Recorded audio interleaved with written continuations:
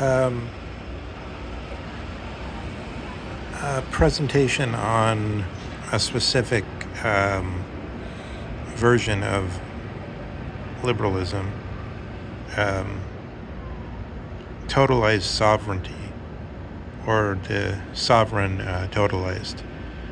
And by this, I don't mean anything in the direction of a unitary individual with despotic power, but rather I mean by totalized that it's distributed throughout all the atoms of the society so that everybody is a sovereign.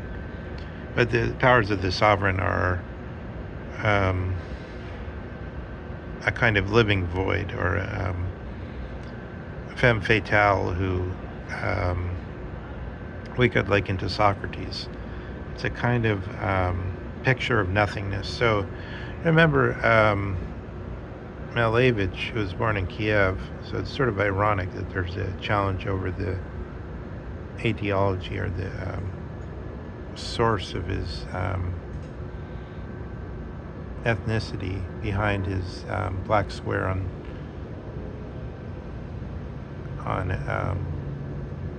large canvas.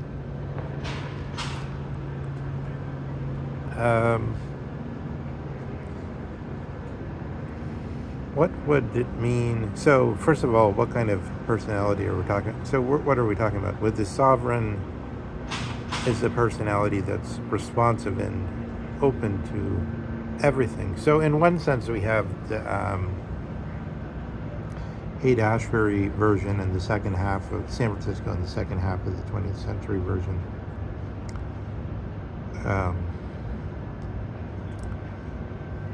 And on the other hand, we have the London Lombard Street Bagot version. And then we have the Goethe version. And the economic version has to do with any notion, no matter how stupid, will get funded. The money will find the right direction.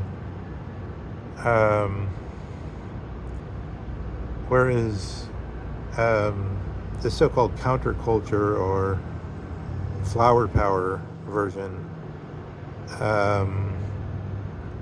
takes its idea from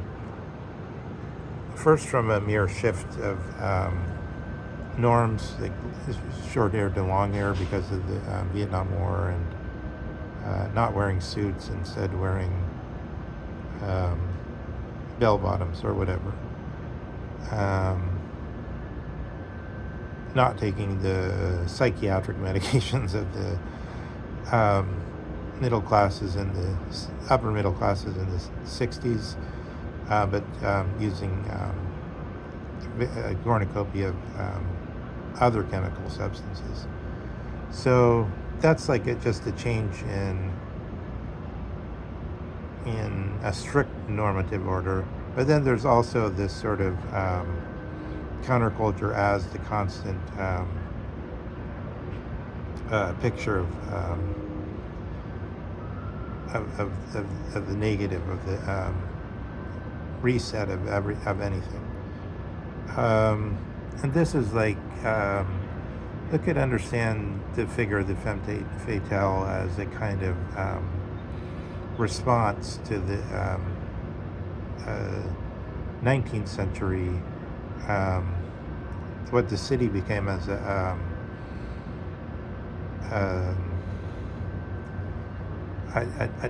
dark spot out of which sock will continuously be discovered in the dryer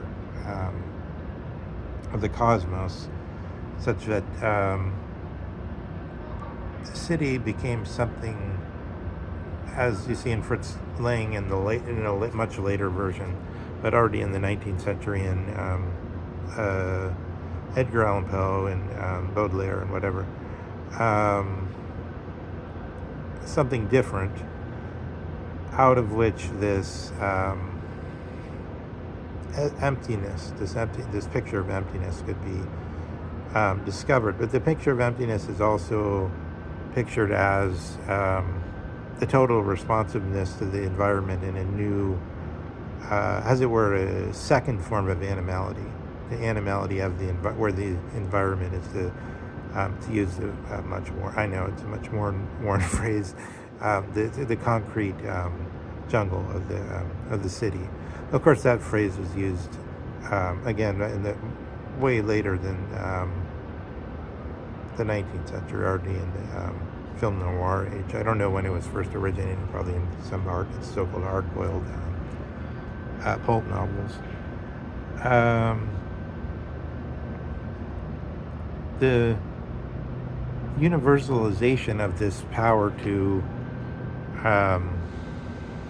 activate all the forces within the environment in an animal way, which corresponds also to Odysseus's wiliness,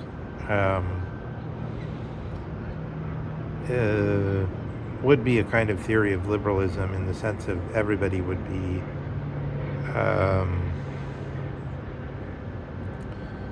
liberated to their full forces as beings. But this clearly, if everybody is sovereign in this sense, then it must go, beyond any. The law becomes much more transparently something wielded by whoever can wield it, and something which otherwise just sorts of acts to kind of do a kind of sanitation of human beings, and ultimately doesn't look any more just than the happenings in the Middle East and Gaza. Because you can always say, from a certain point of view, oh, well, they didn't free the hostages, and therefore Netanyahu was right, and after all, Hamas are directly targeting civilians, and Israel is, in the Dershowitz arguments, Israel would never directly target human beings. I mean, I hasten to add that I think that's sophistry, because if you're targeting somebody where you know in advance that there's going to be civilian deaths, even though you say, oh, we're targeting person A, you know that person B, C, D, E, and others are going to die, then it becomes fetishistic to say, oh, we're not deliberately targeting them. It's just that in order to target A, you have to have B, C, D, E, and F, and G, and H also have to be put at risk, and we know that some of them will be killed in addition. So I don't think the legal arguments there stand up, but I don't think in any normal circumstance they really stand up either. They're just more like a force that certain human beings are wielding. So there would be strain to that, I think. But I suppose any animal, I guess the gamble would be any animal with its own species. By and large, you can't have a war of all against all, as Hobbes talks about it. It's not possible with the animal species. Don't work that way. But maybe human beings are totally different.